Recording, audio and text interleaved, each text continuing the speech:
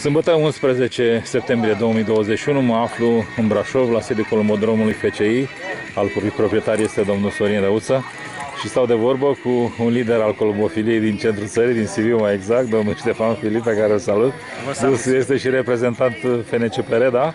Pe Transilvania și Banat. Da, salut, domnul Filip. Campionatul Columbodromelor.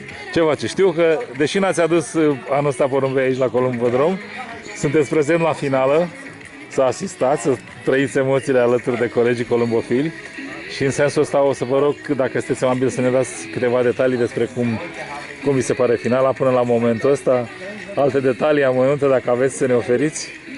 Înainte de a vă răspunde la întrebare, da, ăsta este primul motiv pentru care am venit, să mă întâlnesc cu oamenii și să văd și atmosfera de aici care îmi place și să o retrăiesc. Și în al doilea rând pentru că Sorin face acum parte din campionatul Columbodromelor FCPR și implicit este și FCI. Da. Nu a apucat să concureze anul ăsta cu drepturi de pline, să zic așa, pentru că a fost prins pe listele FCI un pic mai târziu, Da. după ce au plecat listele către federațiile naționale. În schimb, de la anul va participa și el cu drepturi de pline în campionat și am vrut nu să supraveghem, să fim alături de el, ca să fiu așa mai...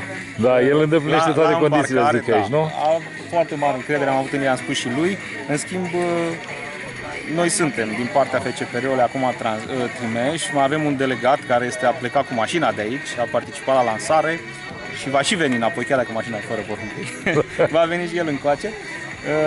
Deci am avut și delegat observator. Super. Pe transport și pe lansare. Asta ne-a determinat în mod deosebit, pe lângă ce a spus dumneavoastră, să fim prezenți astăzi aici. Ați rămas la fel de bine în șurba, să zic așa, în sportul columbofil, da. Și la nivel local acolo, dar și la nivel regional, da? Da. La nivel național. Poate sunteți o persoană, părerea mea, foarte serioasă, cu o probitate morală deosebită, care merită mai mult decât funcția pe care o ocupați, funcția oficială sau neoficială pe care o aveți în prezent. Și în care oamenii ar trebui să aibă încredere. Mulțumesc foarte mult pentru apreciere.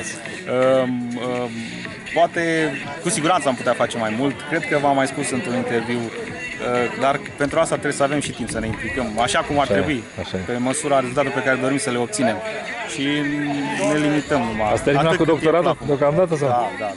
Da. Da, domnul doctor, nu? Deci pot să vă zic așa. Sunt deja uitat de 4 ani jumate, aproape 5 ani. Știu că, da, una dintre ultimele noastre discuții eram în momentul, în procesul în care eram activați de obținere a doctoratului. Da, s-a finalizat.